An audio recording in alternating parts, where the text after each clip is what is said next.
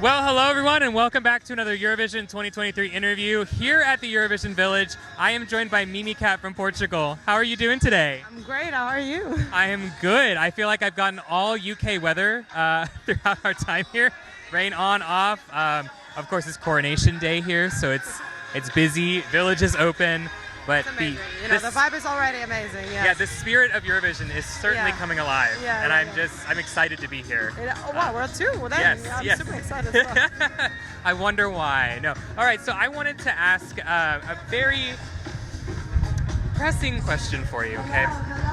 So I think it was actually the day of your first rehearsal. You dropped the music video for your song. It was the day before, I think. Yeah. Actually, the official Eurovision YouTube channel. So I wanted to ask you, when you're looking at the experience of filming that video, what is your favorite clip or scene that you got to film? Well, my favorite shot to film was actually when I had the girls with me at the little couch. We were on a little couch, and they're with me doing some bits of the choreo and doing some facial expressions and stuff like that. It was very fun to film. But then to look at, my favorite one was the one where I was with this panel at my back, with this cabaret vintage panel, and I have a spotlight doing this. So that was my favorite. Yeah. I mean, honestly, the whole thing was pretty great, and I think that it complements your Festival de Canção the staging concept really well. Now, of course, when we look at Eurovision, and we've seen your first rehearsal, and we've seen, of course, the second rehearsal clips too, there are edits, there are changes that were made. How difficult was it for you to go, okay, we have this staging concept, but we need to tweak this, and how did you decide what to change? Well, I knew that I wanted to do something different from what we had in Festival de Canção. And when we were studying it, we had only 2 to 3 days to decide what we wanted to do. It was a very tight, period. So when we were looking at all the Eurovision acts of the last 5 years, we were thinking, okay, so we want to go minimal because everyone is going so flashy. We want to go minimal, but still dramatic and elegant. So those were the key words, I think. And we had some issues with the LED work that we couldn't, go for. We had a vision initially that when we had the stand-ins, we realized we couldn't use. Well, it wasn't working at all, so we had to switch mostly to lighting. And with the lighting, we were in between rehearsal 1 and rehearsal 2. We were adapting still, so we're still adapting and waiting for some changes to come. Okay. But hopefully we're going to get that intimacy but still drama feel about the performance. That's what we're aiming for, like a Chicago vibe, really Chicago. Yeah. Very nice, very Chicago burlesque kind of things. But I think that's one of the things about the rehearsals being closed that I actually personally like. When we are press and before this, we see all the rehearsals and we kind of know what to expect with minimal changes. Yeah.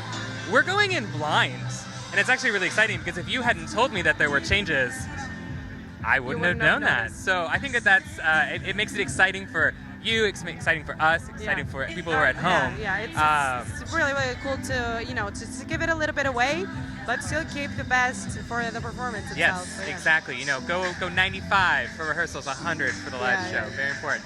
All right, so I warned you ahead of time that we're going to play a little bit of a game. Right. It's really just a game to help our watchers and maybe your fans get to know you just a little bit better. I'm going to give you a favorite blank, and you're going to give me an answer. Okay. And we're going to start really, really simple. What is your favorite food to snack on?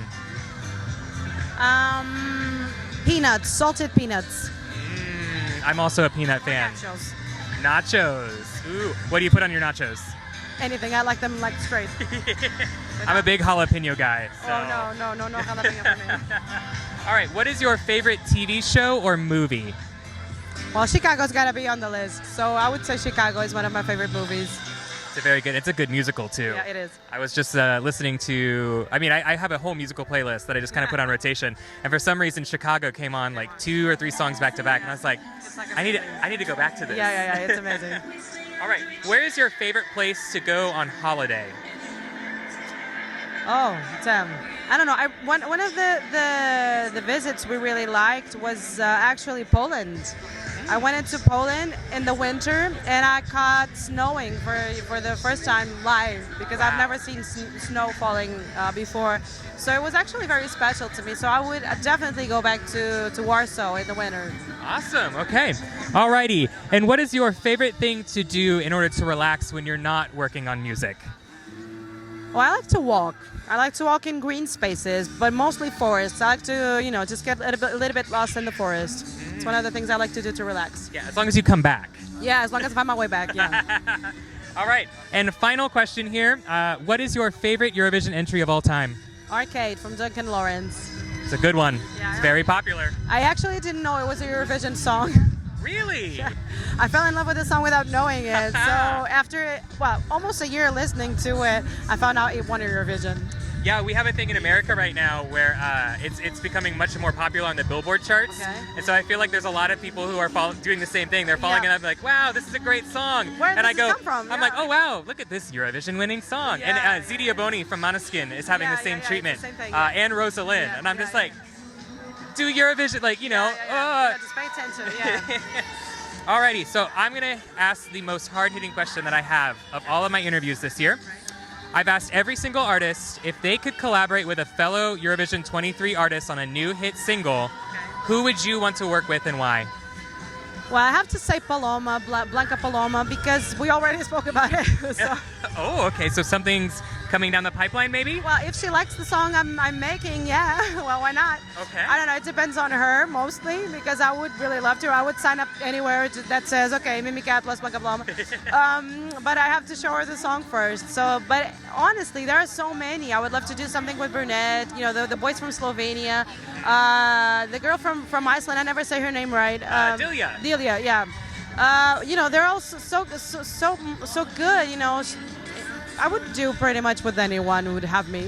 Okay, so maybe a Eurovision collaboration album. Yeah, it would actually be cool. Yeah. I think I threw it out. I think it was Taya and Selena. I was like, yeah, you just have a 3-part album. Oh, it's Selena. Of course, Selena and Taya, obviously. Yes. Yeah. Which is literally everyone. Yeah, literally everyone. Yeah.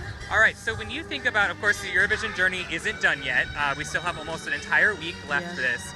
But from today all the way backwards to when you first participated and took the stage at Festival de Canção, what has been your favorite part about this entire journey? I would say that the moment I won in Portugal was very special. But then when this Eurovision journey started, the pre-parties were really, really cool. We got to experience the contact with the fans for the first time and the experience of socializing with the other contestants. It was pretty amazing. It didn't feel like a competition at all, and it still doesn't. So I think that socially, it's the best part for me.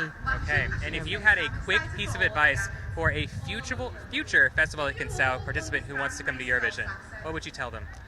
Well, just to stay true to their identity as artists and to rely on their abilities to do things, because it can be overwhelming sometimes.